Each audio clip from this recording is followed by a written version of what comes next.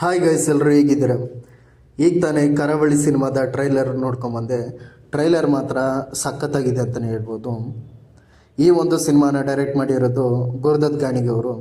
ಇವರು ಈ ಹಿಂದೆ ಅಂಬಿ ನಿನಗೆ ವಯಸ್ಸಾಯಿತೋ ಅನ್ನೋ ಒಂದು ಸಿನಿಮಾನ ಡೈರೆಕ್ಟ್ ಮಾಡಿದರು. ಅದಾದ ನಂತರ ಈ ಒಂದು ಕರಾವಳಿ ಸಿನಿಮಾನ ಡೈರೆಕ್ಟ್ ಮಾಡ್ತಿದ್ದಾರೆ.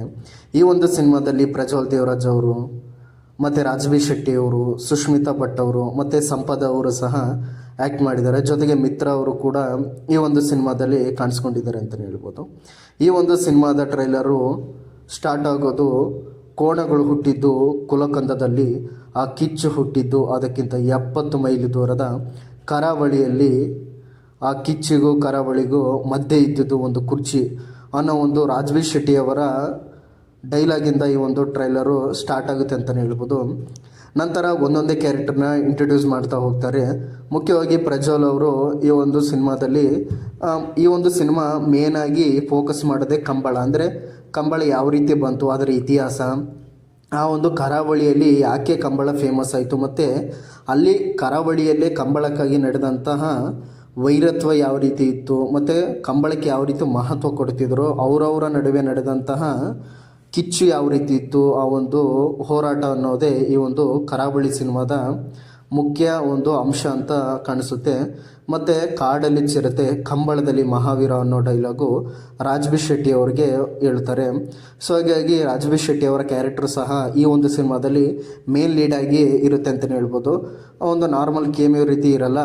ಪ್ರಜ್ವಲ್ ದೇವರಾಜ್ ಅವರಿಗೆ ಆಪೋಸಿಟ್ ಆಗಿ ಇರೋವಂಥ ಕ್ಯಾರೆಕ್ಟ್ರು ಅಂತ ಅನಿಸುತ್ತೆ. ಅಂದರೆ ವಿಲನ್ ಆಗಿ ಇರೋ ರೀತಿ ಕ್ಯಾರೆಕ್ಟ್ರು. ಮತ್ತು ರಮೇಶ್ ಇಂದಿರಾ ಅವರು ಸಹ ಕೋಟಿ ಚೆನ್ನಯ್ಯ ಅನ್ನೋ ಕ್ಯಾರೆಕ್ಟರ್ನ ಪ್ಲೇ ಮಾಡ್ತಿದ್ದಾರೆ. ಆ ಒಂದು ಡೈಲಾಗ್ ಹೇಳ್ತಾರಲ್ವ, ಕೋಟಿ ಚೆನ್ನಯ್ಯ ಕಂಬಳ ನಿಂತು 30 ವರ್ಷಗಳಾಯಿತು. ಅಂದರೆ ಒಂದು ಕಂಬಳ ನಿಲ್ಲಿಸೋದಕ್ಕೆ, ಅಂದರೆ 30 ವರ್ಷಗಳವರೆಗೆ ಕಂಬಳ ಮಾಡದೇ ಇರೋಕ್ಕೆ ಏನು ಕಾರಣ ಅನ್ನೋ ಕೋಟಿ ಚೆನ್ನಯ್ಯ ಕಾರಣ ಈ ಒಂದು ಸಿನಿಮಾದಲ್ಲಿ ನಾವು ನೋಡಬೇಕು. ಆ ಒಂದು ಕ್ಯಾರೆಕ್ಟರ್ನ, ಕೋಟಿ ಚೆನ್ನಯ್ಯ ಅನ್ನೋ ಕ್ಯಾರೆಕ್ಟರ್ನ ರಮೇಶ್ ಇಂದಿರಾ ಅವರು ಪ್ಲೇ ಮಾಡ್ತಿದ್ದಾರೆ. ಅವರು ಸಹ ಸಖತ್ ಆ್ಯಕ್ಟ್ರು.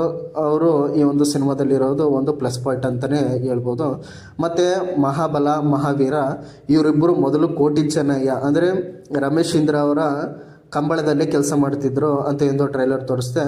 ಆದರೆ ಅವರಿಬ್ಬರೇ ಅಂದರೆ ಮಹಾಬಲ ಆದಂಥ ಮಿತ್ರ ಅವರು ಮತ್ತು ಮಹಾವೀರ ಆದಂಥ ರಾಜವಿ ಶೆಟ್ಟಿ ಅವರು ರಮೇಶ್ ಇಂದಿರಾ ಅವರು ಅಂದರೆ ಕೋಟಿ ಚೆನ್ನಯ್ಯನ ವಿರುದ್ಧ ಯಾಕೆ ನಿಲ್ತಾರೆ ಅನ್ನೋದೇ ಈ ಒಂದು ಸಿನಿಮಾದ ಮೇನ್ ಒಂದು ಅಂಶ ಅಂತ ಸಹ ಕಾಣಿಸುತ್ತೆ. ಯಾಕೆಂದರೆ ಅದು ಯಾವ ಕಾರಣಕ್ಕೆ ಅವರಿಬ್ಬರು ಅವರ ವಿರುದ್ಧ ಆದರೂ, ಮತ್ತು ಅವರ ವಿರುದ್ಧನೇ ನಾವು ಕಂಬಳ ಕಟ್ಟಬೇಕು, ಅವರ ವಿರುದ್ಧನೇ ಗೆಲ್ಲಬೇಕು ಅನ್ನೋ ಹಠ, ಆ ಒಂದು ಛಲಕ್ಕೆ ಬಂತು ಅನ್ನೋದೇ ಈ ಒಂದು ಸಿನಿಮಾದಲ್ಲಿ ತೋರ್ಸೋಕೆ ಹೊರಟಿದ್ದಾರೆ ಅಂತ ಟ್ರೈಲರ್ ಈಸಿಯಾಗಿ ಕನ್ವೆ ಮಾಡುತ್ತೆ.